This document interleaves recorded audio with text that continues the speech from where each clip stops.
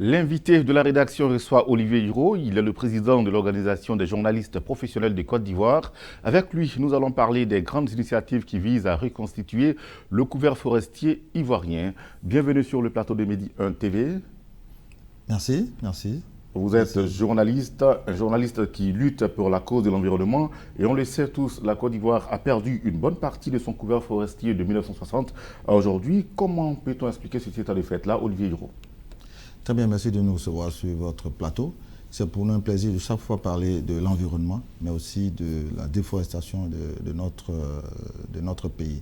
Eh bien, tout ça dépend bien entendu de l'économie du pays, mais aussi des peuples, c'est-à-dire de l'éducation des peuples à la protection de l'environnement. Vous savez, depuis tout ce temps, eh bien, nous avons eu dans nos peuples la culture de l'abattage, du brûlis, de la mise en jachère, etc., etc.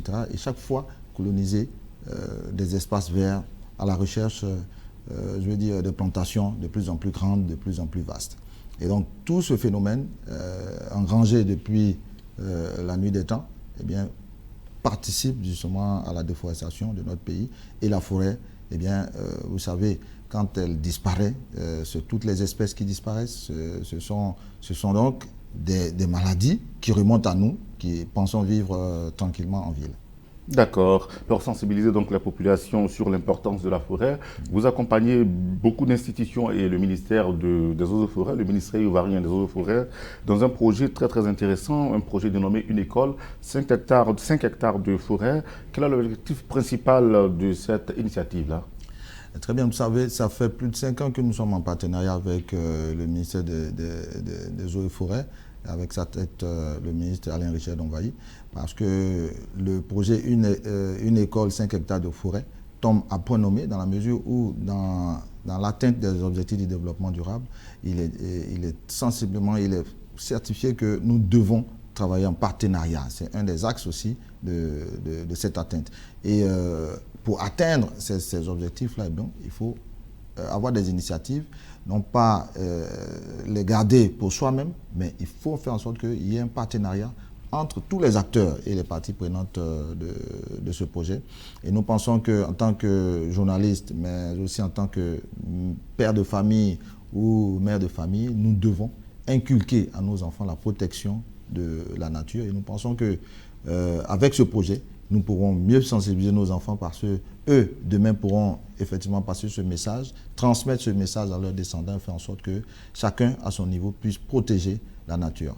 Alors, ce que nous avons pu faire récemment, c'est planter 300 pieds à Makori, dans le cadre de ce projet-là. Dans un lycée très important. Mais aussi, il y a une deuxième étape, le 25 dernier, où nous avons encore planté 312 pieds.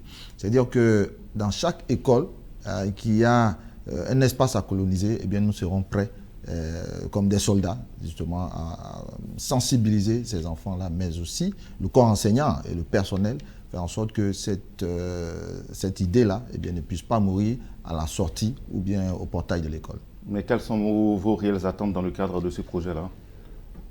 C'est de coloniser toutes les poches disponibles, non seulement à Abidjan, mais aussi à l'intérieur du pays. Pour l'instant, tout le monde pense qu'à Abidjan, tout est vert, mais nous remarquons aussi qu'il y a une déforestation urbaine. Et il faut recoloniser tous ces espaces-là et ensuite ressortir, aller dans tout le district d'Abidjan. Vous savez, le district d'Abidjan, c'est pas seulement 10 communes il y a 15 ans, c'est maintenant 13 communes. Mais vous avez récemment entendu dire que le chef de l'État, et ça a été acté, a désigné désormais des gouverneurs, des ministres-gouverneurs. C'est-à-dire qu'il y a une mission au niveau de la décentralisation qui va s'élargir. Et donc, il faut aller vers les collectivités pour leur présenter à nouveau ce projet et en tout cas faire en sorte que la sensibilisation ne puisse pas rester qu'à Abidjan. D'accord, mais en dehors de ce projet avec le ministère ivoirien des Eaux et Forêts, quelles sont les autres actions que vous avez bien pu mener dans le cadre de la protection de la forêt ivoirienne? Eh bien, nous avons multiples actions dans la mesure où, dans le cadre de la quinzaine nationale de l'environnement et du développement durable, nous avons initié un planting depuis l'année dernière. L'année dernière, c'était à Koumassi, cette année, c'était à Makori. Et nous poursuivrons ce projet-là. Entre deux éditions de CUNED, eh bien, il y aura ce projet-là, c'est-à-dire une école, 5 hectares de forêt. Et donc, nous n'arrêterons pas entre cette année et l'année prochaine à rentrer dans les écoles et à leur demander de nous associer et de les impliquer également à planter des arbres, à donner cette culture-là du planting à nos enfants. Et combien d'écoles ivoiriennes vont profiter de cette sensibilisation-là? À terme, c'est plus de, au bas mot, 10 000 écoles. 10 000 écoles, et nous pensons que le ministre Alain Richard Donvaï, qui a à cœur de voir ce projet-là se réaliser, eh bien, nous aura chaque fois comme, non pas technicien, mais comme partenaire extérieur dans le cadre de la sensibilisation sur ce projet. Et donc, c'est 300 millions d'arbres que nous devons planter pour reconquérir, pour espérer reconquérir 20% de notre couvert forestier. Donc, c'est-à-dire que c'est un projet qui s'étend sur le long terme, parce que 300 millions d'arbres, ça veut dire qu'il faut le faire chaque année et pendant au moins 10 ans.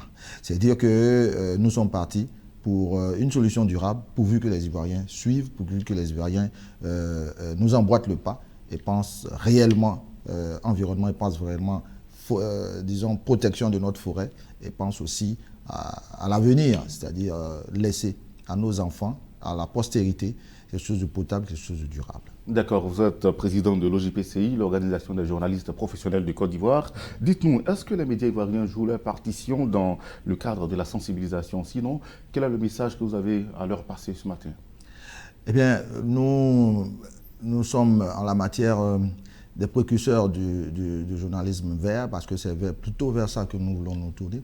Faire croire aux journalistes que, c'est vrai, les sujets politico-politiciens, eh bien, on a tendance à vouloir attirer le lectorat, mais je ne crois pas que tout ce qui concerne le climat, tout ce qui concerne les objectifs de développement durable n'intéresse pas les journalistes. C'est vrai que nous ne rencontrons pas un engouement comme nous le voulions, mais nous continuons de penser et de croire que les journalistes ivoiriens ont la possibilité d'apporter leur vigueur, d'apporter leur intelligence pour aider à la protection de notre environnement, à la protection de notre forêt. Et donc, je les invite chaque fois à être présents aux activités qui concourent justement à cette sensibilisation. J'en appelle aussi à d'autres amis qui sont présidents d'organisations professionnelles des médias. Et chaque fois je le fais, chaque fois je le dis. La forêt ivoirienne, eh bien, elle n'est pas seulement qu'au gouvernement. Il faut savoir que les journalistes également ont leur part à jouer. Et dans la sensibilisation, je pense qu'ils sont en pointe, parce que acteurs de la société civile et groupes majeurs de la société civile, ils ont ce rôle-là et cette responsabilité de protéger l'environnement. D'accord. Olivier Hiro, en 30 secondes, vous allez nous parler des prochaines initiatives de l'OJPCI.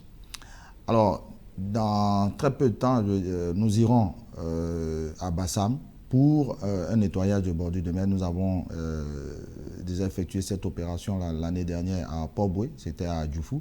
Et cette année, nous remettons le couvert parce que tout le littoral ivoirien a besoin d'être protégé. C'est vrai qu'il y a le projet Waka qui est en cours, mais nous pensons que tout le littoral doit accueillir les journalistes qui entendent le pas et qui donnent la possibilité aux populations de se rendre compte que non seulement la forêt disparaît, mais le littoral lui aussi doit être protégé.